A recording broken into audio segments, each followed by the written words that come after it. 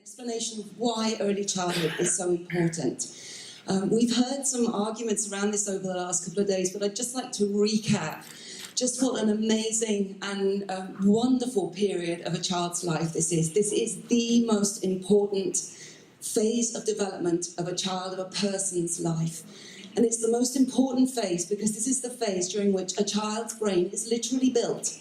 A newborn baby's brain is about a third of the size of an adult's brain and made up of billions of cells, but most of these are just not joined up. The circuits that we need to think, to touch, to feel, to move, for me to hold this microphone and maintain control and speak with you now, all of these are formed in the first few years, so that by the time the child reaches 3 years of age, nearly 90% of the structures and the pathways of their brain are built.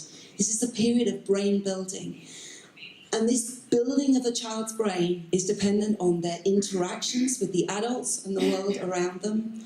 It's dependent on them having by their side a warm, sensitive caregiver, male or female, parent or other family member, who's there for them, who's willing to understand them and to respond to their needs and their ways of communicating. And it's also dependent on the child being protected from sources of prolonged and significant stress. And we heard about this from Susan Bissell on the first day. The fact that children in the earliest years are particularly vulnerable to violence, abuse, and neglect, because these all represent sources of toxic stress that literally affect the way the brain is built, affect the pathways in the brain, affect the child's long-term cognitive, social and emotional development, and mean that the child is much more likely to have social, emotional and behavioural problems in later life. So early childhood is critical because this is the time we build our brains. And it's critical also because this is the period when our learning is at its fastest and most important.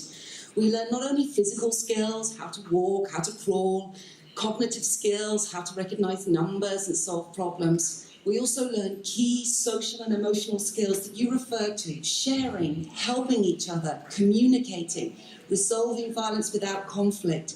The foundations of these skills are all built well before a child reaches primary school. And this is also the period when a child begins to understand differences between themselves and their family and others. So we know that some traits, such as empathy and altruism, for instance, are in part innate. We're born with them. We see signs of them in infant babies. But we also know that a lot of the moral values, the ethical values, the pro-social behaviours, helping others, these are all things that we learn and we start to learn in early childhood. We also know that the youngest children are very sensitive to prejudice and to discrimination, and they learn prejudice early and they learn prejudice quickly. There are studies with children as young as 4 or 5 years old that show that they quite clearly understand that some groups are worth more and have higher status than others. And of children from multi-ethnic populations who clearly have a positive bias towards their own groups and prejudicial beliefs about other groups. We learn prejudice early. And all of this learning and development is absolutely key for the learning and development that continues throughout the rest of our lives. So that we know that if a child falls behind in the early years, they're likely to remain behind in terms of their learning and development throughout the entirety of the rest of their lives. So this is a key period. How do children learn in early childhood? Well, as you quite rightly mentioned, we don't learn so much by teaching and what we're told to do. Children are learning from birth, as you all know, well before we start school. They're learning through their interactions and their communications with the world and with the adults around them, first and foremost. They learn through play, and they also learn through observation, through seeing what other people do, how they behave and what they say. These are our key ways of learning, much more important actually than formally being taught something during the early years. And children are active participants in this. They're not little sponges waiting there for us to deposit information and knowledge. They are active participants in the learning process. And this is why parents and caregivers are so important, because basically they are the first people that are there to help the children who are learning from the very first moment of their lives and who are learning from everything that's going on in the world around them. They are the most important and the most enduring educators of children. And their role as an educator rests really on 3 pillars: what they actively teach the child, how they provide that child with the secure emotional relationship, which is so important for the child to have a sense of trust, for a child to feel secure and therefore willing to get out there and explore the world and learn. And which is so important as well for the child to begin to feel that they are recognised and respected. These are all so critical for a child's learning, including learning positive values. But as we've also talked about, how parents actually model behaviours, how parents actually behave and what they say is a critical factor. And we know that children pick up prejudices largely from what other adults around them do and say, and that in particular, girls and boys all around the world learn from a very early age how they're expected to behave as girls and boys, what they will be in the future as girls and boys, as men and women, and how important they are in their society from the way that the mothers and fathers and other family members around them behave and relate to each other. We know that one of the obvious things is other knowledge, the attitudes, the expectations that parents bring to their parenting role. How much they know about how children develop and what children need to develop and learn. What do they think is important in terms of their parenting role and how they should behave? And these factors are influenced not only by what they've learned as they grow up and learn from school, how their parents in turn have treated them, but they're also significantly influenced, as we know, across the world by the cultural and religious values and beliefs that set out what our expectations are as parents in terms of how we should behave and what we hope for our children in the future. So this is the first one. The second key point is the psychological well-being of the parents themselves. If parents are going to provide warm, sensitive care, they need to be psychologically well themselves. They need to be well themselves. And we know that maternal depression, which affects probably 25% of women in many low and middle income countries, high rates of alcohol abuse or harmful use of alcohol, high rates of stress within families and strained couple relationships, which are particularly common amongst young parents, first-time parents, parents living in poverty. These are all factors, and parents of children with a disability, these are all factors which influence a person's ability to provide warm and sensitive care to their children.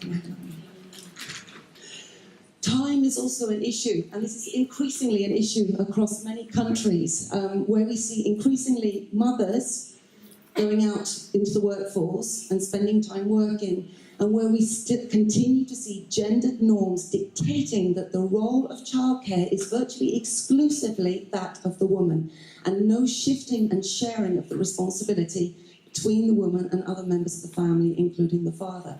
And this means that many women are left with very little time to provide children with the care and education that they know is important, that they'd like to provide.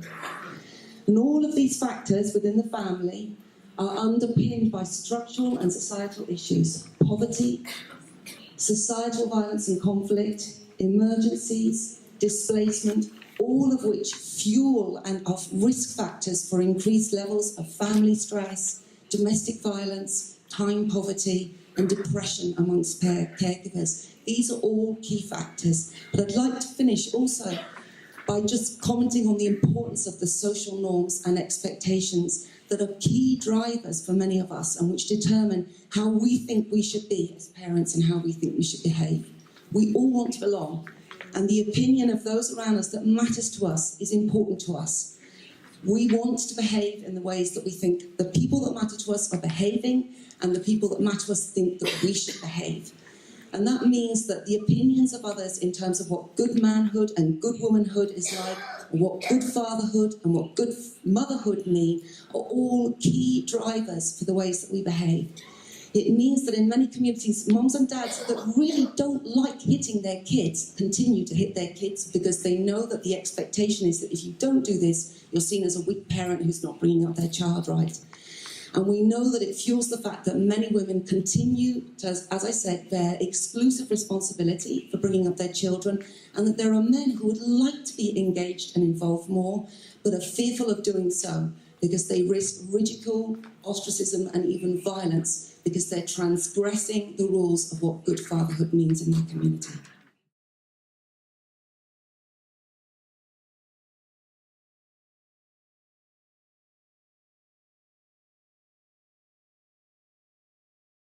Partners, we have to come to the table with humility recognise the challenges that parents and families face in the different contexts, and recognise that we are not coming in with all the answers about the best way to parent. We have to come in with humility, and we have to come in with a clear objective of ensuring always that our programs are relevant and sensitive to the context and to the culture in which we're working.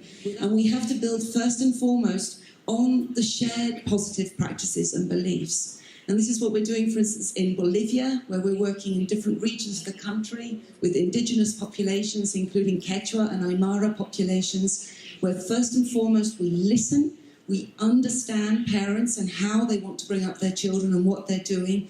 We build on the positive ancestral practices that are already in place, and over time we begin to sensitively open up spaces to reflect and challenge some of the practices that we know aren't in children's best interests, and think about how these can be changed to practices that are better while still maintaining at the core the cultural values that are key and non-negotiables in that particular community.